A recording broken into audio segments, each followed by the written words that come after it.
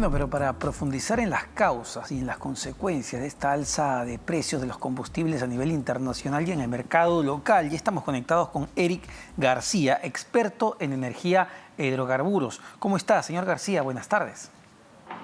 ¿Cómo estás, Omar? Un gusto saludarte y a todos tus televidentes. A ver, partamos de lo más básico, ¿no? Porque mucha gente quizás se pueda preguntar ¿por qué es que un conflicto tan lejano, hablando de la distancia que ocurre entre Rusia y Ucrania con esta guerra, esta invasión, termina repercutiendo en el alza del precio internacional del petróleo en principio, y esto a su vez termina repercutiendo en mi bolsillo? Bueno, importante que todos los televidentes conozcan que el mercado de hidrocarburos a nivel internacional se maneja por la oferta y demanda. Entonces, cuando existe un conflicto de esta magnitud, la oferta se reduce. Entonces, al reducirse la oferta, ¿no?, los precios suben, ¿no?, porque la demanda no baja. Al contrario, la demanda, por el tema de la reactivación mundial, todo el mundo está requiriendo combustibles. Entonces, al ver menos vendedores, el precio se va a subir. Ahora, importante lo que has mencionado en tu programa, de los 250.000 barriles que necesitamos como país, solamente producimos 40.000. Entonces, todo lo importamos.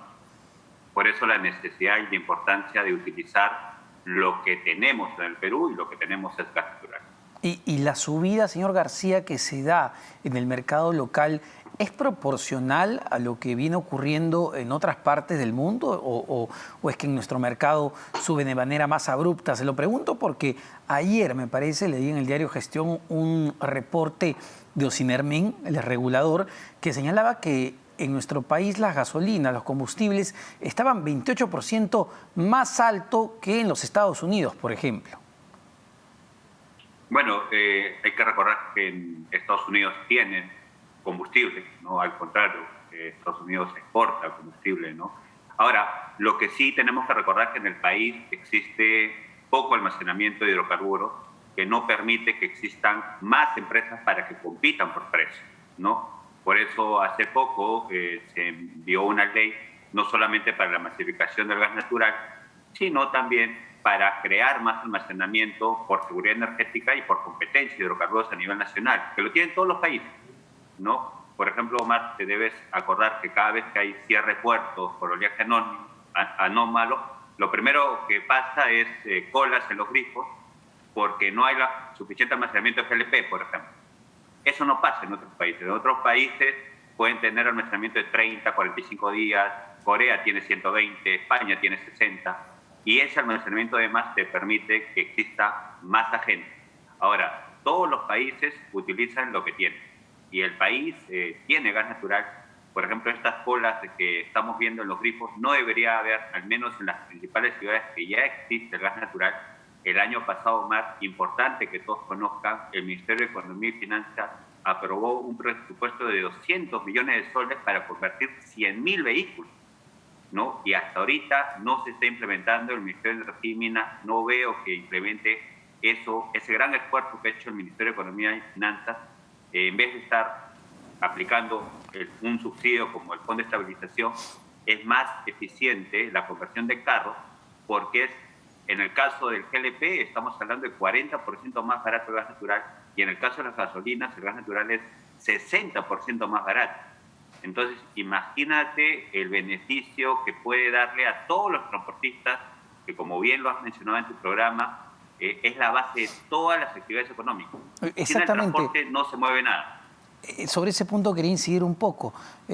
¿Cuáles son las consecuencias justamente de esta alza de precios sobre la economía en general? Porque cuando hablamos de combustibles, hablamos pues justamente de aquello que hace girar la rueda de la economía, ¿no?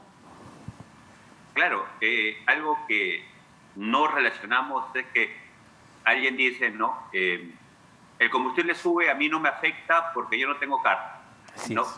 Pero ¿cómo te vas al trabajo? ¿Cómo vienen las medicinas? ¿Cómo vienen los alimentos? ¿Cómo mueven la materia prima las empresas? Si sube el combustible, todos los costos fijos de todas las empresas suben. Por ende, todo sube. Entonces, la importancia de que el transporte en el país utilice el gas natural. ¿no? Y lo más preocupante es que el presupuesto está aprobado. El año pasado se aprobó un presupuesto de 85 millones de soles para convertir vehículos y cambio de motores de vehículos, por ejemplo, de los buses de transporte, para cambiarlos a gas natural, y todavía no se implementa. Los 200 millones de diciembre todavía no se implementa. Y algo importante para los transportistas de GLP, lo que se aprobó, Omar, es un bono sin devolución que va al 50% de la conversión. Por ejemplo, si tú eres un transportista, un taxista, que es, vamos a decir, el que más sufre esta alzas, si tienes un carro a GLP, tú vas a un taller y debería, si la conversión cuesta 3.500 soles, 2.000 soles te lo cubre el fondo que ha dado el MEP, sin devolución. Los 1.500 soles lo devuelves sin interés por 3 años cada vez que vas a un grifo. Eso debería implementarse ya, hablando ahora mismo. De justamente de conversión, no solamente en el área de automotriz, ¿no?, sino para la generación de energía eléctrica. Esta subida de precios de los combustibles, del diésel, puede tener un impacto en el precio de las tarifas eléctricas. Entiendo que todavía muchas generadoras usan diésel para los trabajos de generación. Bueno, felizmente, Omar, que la mayor parte de la generación del país o es hidráulica o es gas natural. Y el gas natural del país está cubierto por los contratos y el precio está en el contrato. Algo que tenemos que aprovechar. Por ejemplo, no pasa de los $3 por millón de BTU.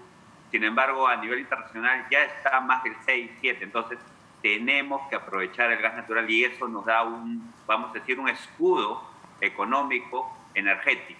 Si no lo utilizamos, vamos a estar dependiendo de, cada vez que exista una alza, importar combustible caro, ya sea petróleo o ya sea productos terminados. Entonces, tenemos que incidir en utilizar lo que tenemos y, a diferencia de otros años, porque esto no se habla desde ahora, a diferencia de otros años, el presupuesto está aprobado, el programa está aprobado, lo que tiene que hacer el gobierno es encargar al Ministerio de Energía y Minas que cumpla la aplicación del decreto de urgencia que se dio en diciembre del año pasado.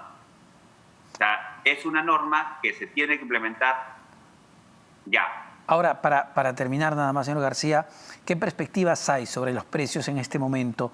¿Puede seguir subiendo el precio del petróleo? ¿Puede seguir subiendo en el Perú el precio de los combustibles?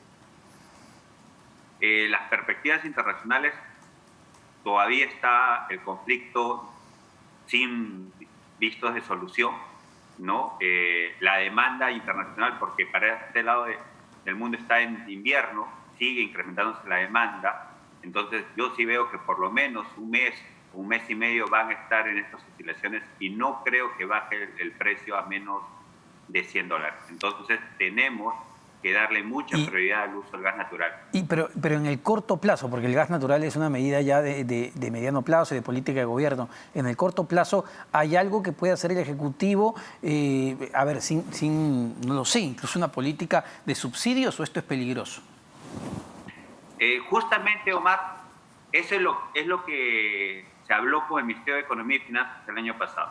El subsidio, que todo el mundo lo conoce, que es el Fondo de Estabilización del Precio de Combustibles, se quería aplicar para el GLP a granel, que es el automotor. Se podía gastar con estos incrementos entre 400 a 1.000 millones de soles que el país no tiene y que el beneficio al usuario, o sea, al taxista, es bajarle entre 10 a 20 céntimos el litro. O sea, en un galón estamos hablando no más de 80 céntimos. Sin embargo, si cambiamos a este taxista a gas natural, teniendo el presupuesto aprobado, teniendo los talleres, y que la conversión, Omar, no es de largo plazo, una conversión no te pasa más de un día y medio. Entonces, el ahorro es el 50%. Entonces, para el país, para el transporte, es mejor hacer la conversión inmediata. O sea, tenemos todas las condiciones como país: el precio, el combustible, el presupuesto, los talleres, los grifos. ¿Qué es lo que falta? Que implemente la norma que ya se aprobó el año pasado. Perfecto, muchísimas gracias, señor García. Eric García, experto en energías e hidrocarburos. bueno, así está la situación, todavía precios altos por algunas semanas más según las perspectivas. Y bueno, mientras dure todavía esta guerra que inició Rusia sobre Ucrania.